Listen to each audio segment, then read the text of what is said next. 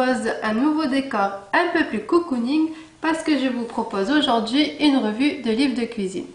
Donc en fait ce sont des livres que j'ai depuis un moment mais qui restent en fait des livres qui m'inspirent un peu tous les jours quand je décide de cuisiner asiatique. Parce que bien entendu on va pas se demander pourquoi mais voilà hein. Donc c'est parti. Et pour commencer, je vous propose ce livre. Donc c'est aux éditions Marabout et ce livre s'appelle Paris Hanoï, recettes du Vietnam. Donc en fait, voilà, à savoir, hein, c'est 3 livres sur la cuisine asiatique. Donc si vous n'aimez pas ça, voilà, changez de vidéo, mais voilà. C'est pas la bonne. Mais en tout cas, je vous présente ces livres parce que voilà, de une, ils sont juste sublimes. Celui-ci, donc en fait, c'est un livre qui propose 120 recettes de recettes traditionnelles et familiales. Donc voilà, on y retrouve la recette des fameux nems, des bonbonnes, du fameux porc au caramel. Et bien d'autres encore, et ainsi que toutes les herbes, les sauces, tout ça qui accompagne en fait ces fameux plats qu'on connaît tous, ou presque. Mais ouais, donc celui-ci en fait, ça fait un moment que je l'ai. Je l'ai eu au prix de 25,90 €, mais peut-être que maintenant, voilà, je sais pas s'il a été réédité ou pas, j'en sais rien. Mais je sais que dans les librairies Gibert, je sais plus, mais Gibert je sais pas quoi là, on le retrouve à un prix un peu plus bas.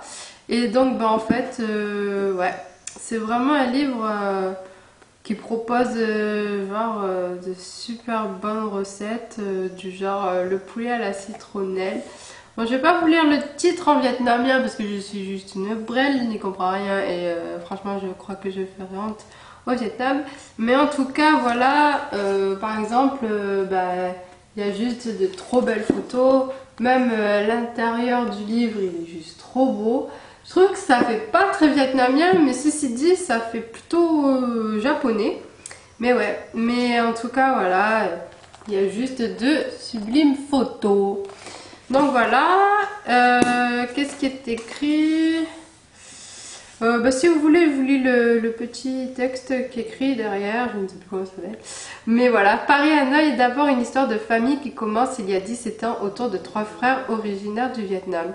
Une passion commune pour la cuisine de leur pays, transmise par leurs parents, les réunit pour créer leur propre restaurant. Leur cuisine est inspirée par leur double culture, colorée, familiale et très généreuse.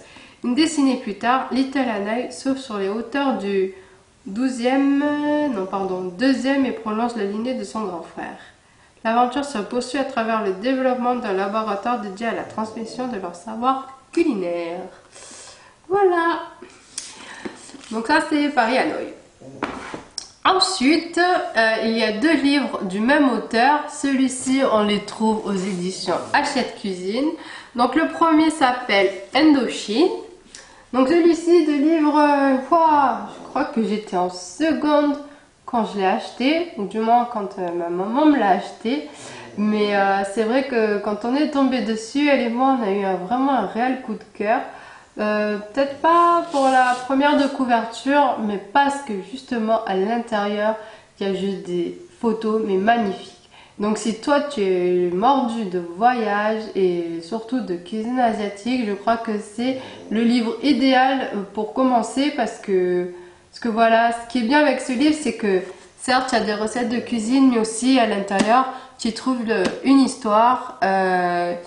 Et donc c'est celle en fait, je l'ai pas dit, mais c'est Luc Nguyen qui l'a écrit, qui l'a réalisé.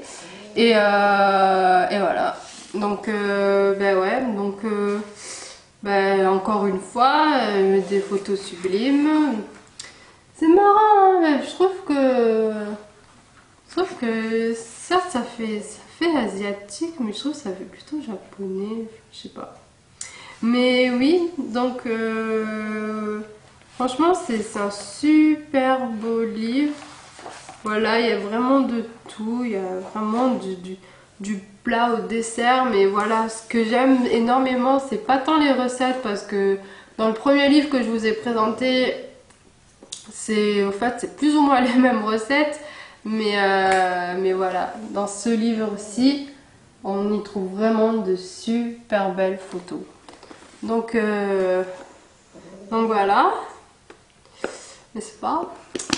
Et donc pour continuer dans cette même lignée de cuisine asiatique et donc de cuisine vietnamienne, donc du même auteur, donc Luc Nguyen, il a écrit aussi La cuisine du Vietnam. Donc voilà, là encore une fois, c'est d'autres recettes. Ce ne sont pas les mêmes que dans son premier livre, bien entendu, mais encore une fois, on y trouve vraiment de super belles photos. Et en fait, je trouve qu'il est bien fait et différent, parce que déjà, je trouve que les recettes sont plus lisibles. C'est fait vraiment par, genre comme une fiche technique en fait, avec bien entendu une superbe illustration du plat. Mais ouais. Par contre là, je crois, si je m'en souviens bien, dans ce livre, on parle du chef, mais genre c'est un peu plus à cœur ouvert, quoi. C'est plus intime, on va dire. Mais ouais, voilà. Donc pour terminer, le dernier livre, ça y est, hein, promis, on sort de la cuisine asiatique. Je crois qu'au bout de 3 livres, vous vous dites, ouh là là, elle sait faire que ça, et pense que ça, et mange que ça. Mais j'avoue que si je n'étais pas en France et ailleurs, je mangerais bien asiatique tous les jours. Mais bon, enfin bref, pour changer, là je vous présente un livre différent. Là c'est aux éditions Duno et c'est un livre qui a été écrit par Raphaël Aumont. Donc en fait, ça s'appelle Les papilles du chimiste, saveurs et parfums en cuisine. Donc là, pour vous lire un peu, parce que voilà, vous expliquer, ça sera plus facile. Si vous entendez des bruits bizarres, c'est mon chien qui se gratte depuis tout à l'heure, qui me regarde et il se gratte. Hé Gus, c'est bon là, stop. Oh. Donc, où j'en étais, oui.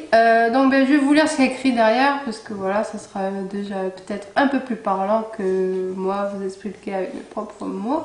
Alors, d'où viennent les parfums en cuisine? Comment les préserver, les exalter, les accorder? Quelles sont les différences entre parfum, arôme et saveur? Si la cuisine est une affaire de goût, c'est aussi une question de parfum. Sans la participation de l'odorat, il n'y a point de dégustation complète. Écrivait déjà Bria Savarin, gastronome et magistrat français, dans la physiologie du goût. Après le succès du chimiste en cuisine, Raphaël Aumont explore tout ce nouveau livre, les mécanismes chimiques du goût. Il nous relève comment éveiller nos sens en cuisine en jouant sur les parfums et les associations de saveurs, livrant au passage quelques recettes à réaliser chez soi. Une participation chimique complexe au cœur de l'émotion culinaire. Donc voilà. Après, qu'est-ce qu'ils disent? Maître de conférence à l'université Paris-Saclay, Paris-Sud, Raphaël Aumont est un chercheur en physico-chimie des matériaux. Sa rencontre en 2005 avec le chef étoilé Thierry Marx oriente définitivement ses activités de recherche vers les fourneaux. Il crée ensemble le Centre français d'innovation culinaire, CFIC. Voilà. Donc, je vous ai pas dit en fait, mais les 2 livres précédents étaient au prix de 34,95 € pour la cuisine du Vietnam et de 35 € pour Indochine. Et celui-ci, il est au prix de 16,90 €. Donc ouais, c'est pas des livres qui coûtent pas cher, mais ceci dit, ça vaut le coup. En tout cas, celui-ci, je l'ai pas terminé, mais lui, par contre, ça fait peu de temps que je l'ai, mais je l'ai pas encore terminé. Je me suis pas encore vraiment penchée dessus, mais je pense qu'il va vraiment être intéressant. Et en plus, ce qui est bien en plus, c'est que voilà, tu as le côté assez technique et tout, nana, physique, nana, chimie, blablabla. Mais au moins, vous avez de super recettes pour mieux comprendre ensuite ce que vous avez lu après. Voilà. Donc, j'espère que vous êtes content d'avoir découvert ce livre avec moi. Moi, en attendant, je vous fais de gros bisous. Et n'oubliez pas hein, de liker la vidéo, de laisser un commentaire, de vous renseigner dans la barre d'infos. Bien entendu, je vous mettrai en lien où acheter ces livres.